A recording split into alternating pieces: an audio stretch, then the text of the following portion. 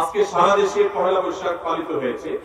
এই পয়লা বৈশাখকে কেন্দ্র করে মঙ্গল শোভাযাত্রা, হোলি খেলা, পান্তা ইলিশ নিয়ে মুসলমানদের নামধারী অনেকে মেতে উঠেছে, যা অত্যন্ত দুঃখজনক। এই পরিস্থিতি ধর্মপ্রাণ মুসলমানদের কি করণীয় হতে পারে আপনার সঙ্গে মতামত আশা করি। ভাই, এই বিষয়গুলো বারবার বলা হয়েছে, তারপর যদি প্রশ্ন করেছেন খুব সংক্ষেপে একটু বলার চেষ্টা করি। দেখুন, আমরা বাংলাদেশের মানুষ, বিশেষ করে মুসলমানরা অত্যন্ত শান্তিপ্রিয়। এখানে হিন্দু মুসলমান সব ধর্মের মানুষ মিলেমিশে শান্তিপূর্ণভাবে বসবাস করে। আমি প্রায় সময় বলার চেষ্টা করি, আমাদের পার্শ্ববর্তী দেশ ভারতে, আমাদের আশপাশের বিভিন্ন দেশে বিভিন্ন সময় ধর্মীয় দাঙ্গা আমরা শুনি প্রায় সময়। বাংলাদেশের ইতিহাসে উল্লেখযোগ্য সেরকম সমস্ত দেশের মতো একটা দাঙ্গাও কখনো হয়নি।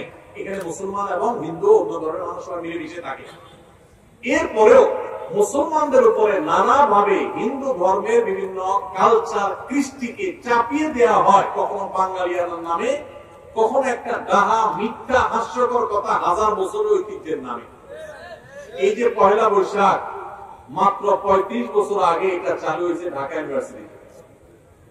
কয় বছর আগে? এই মাত্র 3 যুগ আগে চালু হওয়া জিনিসটা কিভাবে হাজার বছর ঐতিহ্য হলো? আরে ভাই, বাংলা সনের বয়সই তো হাজার বছর হয় নাই।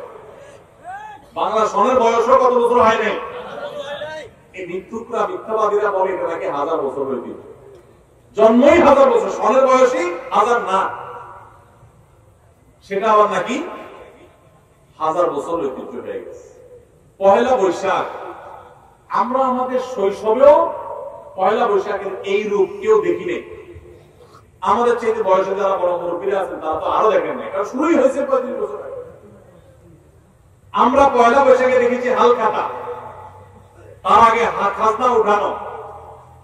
হঠাৎ করে এটা আমদানি করে হিন্দুদের চৈত্র সংক্রান্তি, আশ্বিন মাসে রান্না করে কার্তিক মাসে খাওয়া, বিভিন্ন প্রাণীর মুখোশ এগুলো নিয়ে যাওয়া, বিভিন্ন অশুভ শক্তি থেকে পানা চাওয়া, আশ্রয় চাওয়া।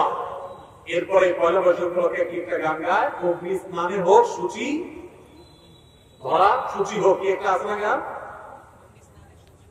অগ্নি স্নানে সূচি হোক ধরা মানে কি? আগুনের গোসলে পৃথিবী কি হোক? পবিত্র হোক। আগুন দিয়ে কি পৃথিবী পবিত্র হয়? কোরআন বলে আগুন হলো পাপিষ্ঠদের শাস্তি দেওয়ার মাধ্যম, কিন্তু পবিত্র হওয়ার মাধ্যম হিন্দু ধর্ম মতে হতে পারে। তো খুব দুঃখজনক বিষয় যে সারা বছর ধরে হিন্দুর যত পূজা অর্চনা আছে সবগুলো একসাথে করে বাঙালি আমার ট্যাবলেট দিয়া মুসলমানদেরকে খাওয়া দেওয়া হচ্ছে। ভাইরা আমার,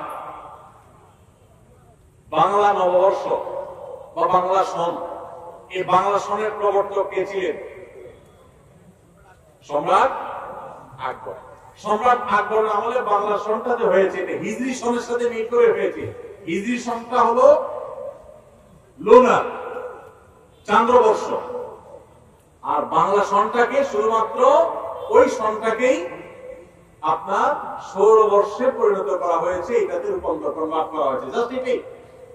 বাংলা সনের সাথে হিজরি সনের একটা নিগুড় সম্পর্ক আছে। সম্পর্ক কি? ওইটারই একটা রূপ মাত্র। সেই সনটাতে, সেই সনটার প্রথম দিনটাতে মুসলমানদেরকে যত সব শিরকি কর্মকাণ্ড করে তারপরে মুসলমানদেরকে সেই দিন বরণ করতে আমাদেরকে নির্দেশ দেওয়া হচ্ছে। খুবই দুঃখজনক, খুবই আপত্তিকর। দেখুন, মঙ্গল শোভাযাত্রা করা হয় কেন? অনেকে আছেন এগুলো বললে বলে ভাই এগুলা কোনো প্রার্থনা না, কিছু না, আপনারা অযথা ঝামেলা করেন। আপনি নিজে মঙ্গল শোভাযাত্রা কি ও কেন লিখে সার দেন। আমি কালকেও সার দিয়েছি, উইকিপিডিয়াতে তথ্য পাবেন কেন মঙ্গল শোভাযাত্রা হয়, এবং এটা নিয়ে বিভিন্ন পাবলিক বিশ্ববিদ্যালয়ের বিভিন্ন চারুকলা সহ বিভিন্ন ডিপার্টমেন্টের গুরুত্বপূর্ণ দায়িত্বশীল প্রফেসরগণ, শিক্ষকগণের বক্তব্য বাংলাদেশ বিভিন্ন অনলাইন নিউজ পোর্টালে এখনো আছে। অনলাইনে আপনি সার্চ করে দেখেন, সেখানে তারা তাদের সাক্ষাৎকার পরিষ্কার জানিয়েছে যে এটা হলো সারা বছর ভালো থাকার জন্য, মঙ্গল প্রার্থনার জন্য মঙ্গল শোভাযাত্রা। অর্থাৎ এই শোভাযাত্রা করলে এর মাধ্যমে মঙ্গল কামনা করা হয়। যে মানুষগুলো সারাদিন নিজেদেরকে বিজ্ঞান মনস্ক বলে, এই মানুষগুলো সারা দেশের সারা পৃথিবীর বিজ্ঞানীরা শুনে এটা আবিষ্কার করছে ওইটা আবিষ্কার করছে, আর আমার দেশের কলা বিজ্ঞানীরা শুধুমাত্র মুখোশ ছাড়া কিছু আবিষ্কার করতে পারে। আল্লাহ এত সুন্দর চেহারা দিচ্ছে মানুষকে, আল্লাহ বলছেন লাকাদ খালাকনাল ইনসানা ফি আহসানি তাকওয়িম, মানুষকে সবচেয়ে সুন্দর চেহারা দিয়ে আল্লাহ সৃষ্টি করেছেন, আর ওই সুন্দর চেহারার উপর একটা বানর, একটা পেঁচা, একটা হনুমানের চেহারা দিয়ে দেয়। ভাইরা আমার, শোভাযাত্রা করলে পেঁচা, হনুমান, হিন্দুরা দেখবেন যে সমস্ত প্রাণীর পূজা করে, যেগুলোর পুজো করে, যেগুলোর মূর্তি বানায় পূজা করে, আপনারা দেখবেন অবাক করা বিষয়, সেগুলোই ঘুরে ফিরে বা বেশিরভাগ ক্ষেত্রেই সেগুলো এই মুখোশ এগুলো নিয়ে শোভাযাত্রা করছে, র্যালি বের করছে, মিছিল বের করছে। কেন? মঙ্গলের জন্য। মঙ্গল শোভাযাত্রা মানে কি? মঙ্গলের জন্য, মঙ্গল কামনা করে শোভাযাত্রা করা। এই মিছিল করলে, শোভাযাত্রা করলে এই সমস্ত মুখোশ, পেঁচা টেচা, এই সমস্ত বানর, আপনার ইঁদুর, এটা সেটা, এগুলো মুখোশ নিয়ে রাস্তা দিয়ে ঘুরলে যদি মঙ্গল হয়, কল্যাণ হয়, তাহলে সব বাদ দিয়ে সারা বছর এই কাম করো না কেন? এগুলোতে কোন মঙ্গলের ক্ষমতা আছে? কোন মঙ্গলের সুযোগ আছে এখানে? মঙ্গলের মালিক কে? আল্লাহ রাব্বুল আলামিন। প্রতিদিন 5 ওয়াক্ত নামাজে আল্লাহ বলেন হাইয়া আলাল ফালাহ, তোমরা এসো কিসের দিকে? মঙ্গলের দিকে। মুয়াজ্জিন ডাকছেন আল্লাহর পক্ষ থেকে, এসো কিসের দিকে? মঙ্গলের দিকে। মঙ্গলের দিকে আপনার যে যাত্রা হবে সেটা হবে মসজিদে যাওয়ার মাধ্যমে। কিসের মাধ্যমে? সেটা ওই বিভিন্ন প্রাণী প্রতিমার মুখোশ নিয়ে রাস্তায় চলাচল করা, র্যালি বের করার মাধ্যমে। আপনারা দেখেছেন কিশোরগঞ্জের মিঠামইনি থেকে অষ্টগ্রাম পর্যন্ত 14 কিলোমিটার হাওড়ে রাস্তা রঙিন করা হয়েছে পয়লা বৈশাখ উপলক্ষে, গিনেস বুকে ওয়ার্ল্ড রেকর্ড হিসাবে স্থান পাওয়ার জন্য। 14 কিলোমিটারে সম্ভবত 9000 লিটার রং সেখানে ব্যবহার করা হয়েছে। রং ব্যবহার করা হয়েছে মানে কি? কেমিক্যাল না সব।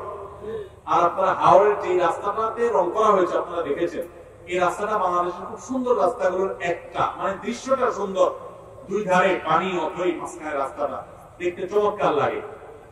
এই যে রংগুলা, এগুলো ধুয়ে কোথায় যাবে? হাওড়ে পানিতে যাবে না? তাতে তো পানির জন্য, মাছের জন্য খুব উপকার হবে। কি বলেন? রঙের গ্রাম, কেমিক্যাল, এগুলো মাছের স্বাস্থ্যের জন্য অনেক ভালো না?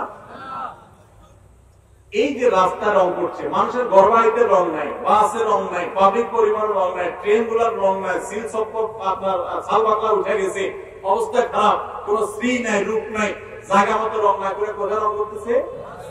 রাস্তায়। তাও আবার হাওড়ের মধ্যে রং করতেছে যে জীববৈচিত্র্য ধ্বংস হয়ে যাবে। এরা আমাদেরকে সারাদিন জ্ঞান দিতে আসে, সবক দিতে আসে। আল্লাহ তাআলা এই অপসংস্কৃতি থেকে আমাদেরকে সবাইকে রক্ষা করার তৌফিক দান করুন।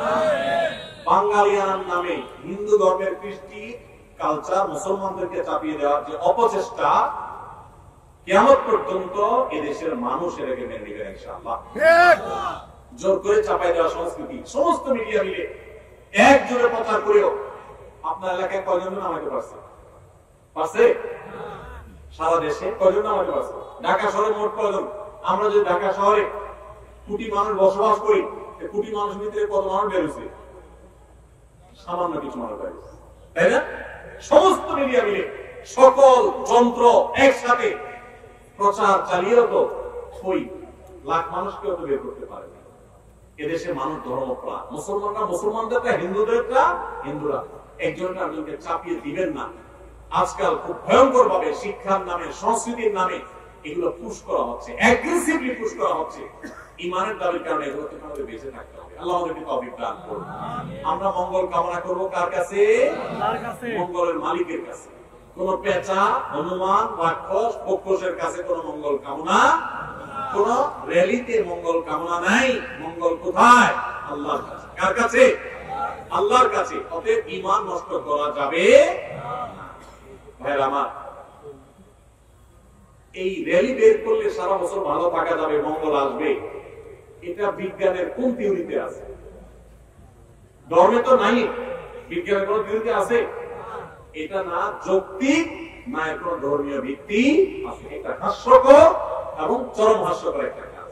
পান্তা ইলিশ খান না, সারা বছর গরিব যেটা পান্তা ভাত খায়, সেটা একদিন খাই আপনি বাঙালি হয়ে যাচ্ছেন একেবারে।